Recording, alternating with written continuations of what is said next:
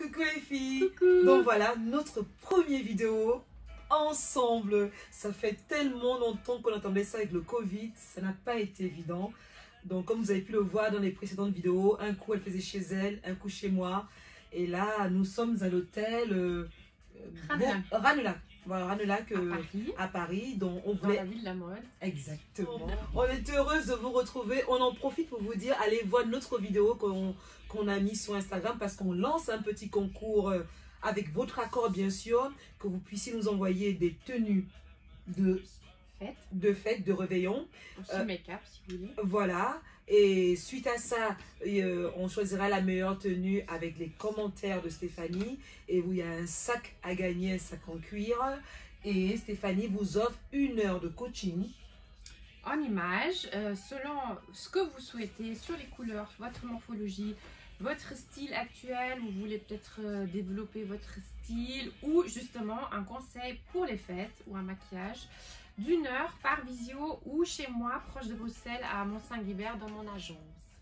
Donc voilà, si on se retrouve maintenant devant vous aujourd'hui, c'est parce qu'on va parler de tenue de fête. Hey. On adore ça, bon, malgré l'ambiance, malgré que bon, le moral n'est pas là avec ce problème de Covid, mais il faut se forcer à vivre et à continuer de l'avant. Donc on vous a préparé plein de tenues qui sont juste formidables. Évidemment, c'est des tenues qui nous ressemblent, qui nous correspondent, qui ne sont pas forcément à votre goût ou de votre style. Mais le petit conseil qu'on me demande souvent, c'est quand on est classique. Là, je laisse Stéphanie vous répondre pour les femmes qui aiment le noir, qui sont classiques, qui veulent une petite touche de folie. Quel conseil tu aurais à donner à ces femmes-là qui veulent agrémenter une petite tenue de fête, de réveillon un peu? Alors, si on aime bien le noir, c'est super, c'est très féminin, classe. Donc, effectivement, ça peut faire classique, mais où on joue sur les matières. Par exemple, on mélange différents noirs, de la soie avec du cuir ou une matière plus mate. Ou la coupe, par exemple, on peut choisir un one shoulder ou un décolleté ou un dos nu, très joli aussi. Ou une petite touche de couleur dans les chaussures ou dans le sac ou le maquillage. J'en profite, vous avez vu, vous avez vu son accent? C'est énervant, hein? Pour une fille comme moi qui ne parle pas l'anglais, elle a dit one shoulder. C'est quoi un one shoulder? Une épaule dénudée. Donc one shoulder, épaule. C'est sensuel quand tu le dis. Donc voilà, moi je préfère lui laisser prononcer parce que quand même l'anglais, la langue de Shakespeare, quand même c'est une belle langue, donc il faut laisser aux professionnels. Donc voilà, elle a raison sur un point. Dès qu'on met une tenue avec une épaule dénudée, tout de suite c'est sensuel. Donc vous pouvez jouer là-dessus. Donc n'hésitez pas, si vous aimez le noir, égayez votre tenue avec des bijoux, des chaussures, des accessoires. Les headbands, les boucles d'oreilles. Voilà, donc apportez la lumière autre part.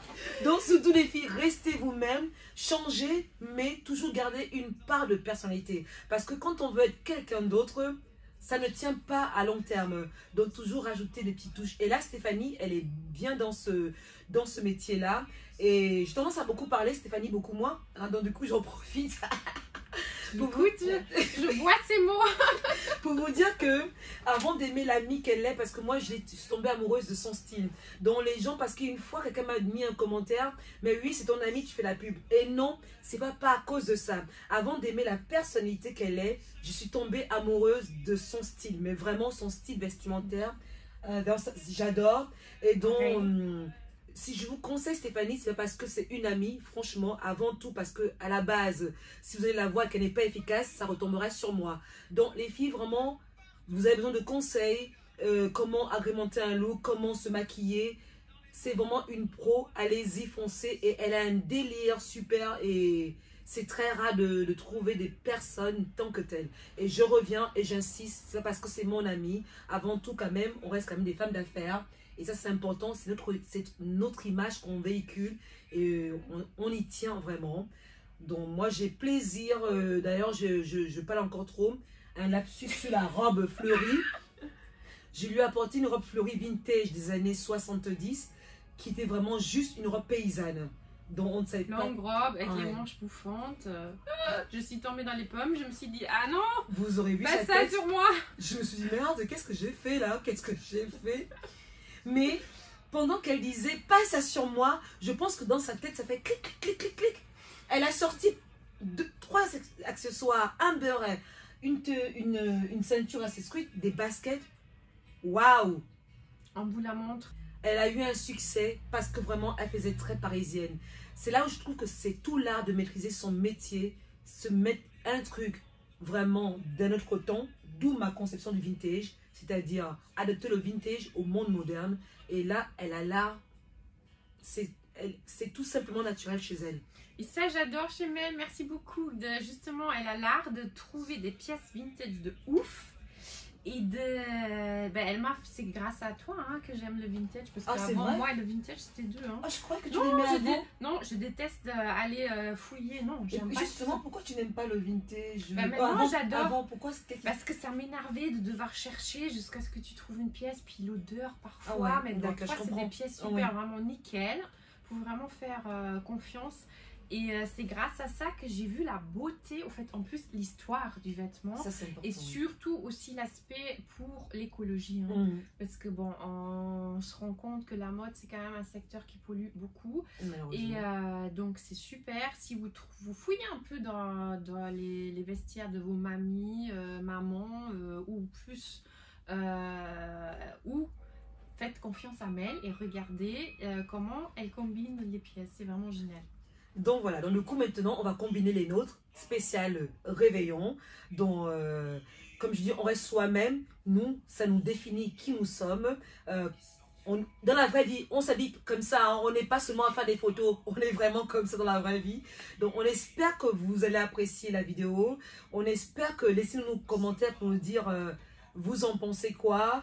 Et surtout, pour le concours, on a hâte d'avoir vos photos. Oui, on compte sur vous, hâte de découvrir ça. Et ben, on va sortir de mon sweatshirt. Et voilà. Et on vous retrouve tout de suite. Passez de bonnes fêtes, profitez de vos amours, de vous-même, de la vie. Et on vous embrasse. Bye. De battre mon cœur s'est arrêté. Sur le lit, j'ai jeté mon fouet. Tout contre elle. Je me suis penché et sa beauté m'a rendu muet.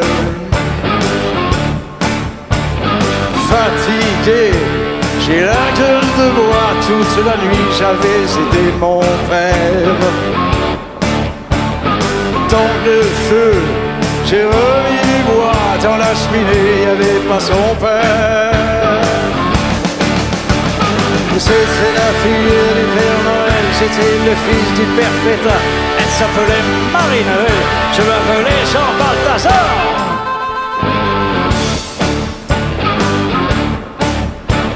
Je prends la fille dans mes bras, elle me dit mais non Balthazar. Ne fais donc pas le fier là-bas, je suis tombé là par hasard. Toute la nuit, j'avais fouetté à tour de bras les gens méchants. Toute la nuit, elle avait donné des cadeaux à tous les enfants. C'était la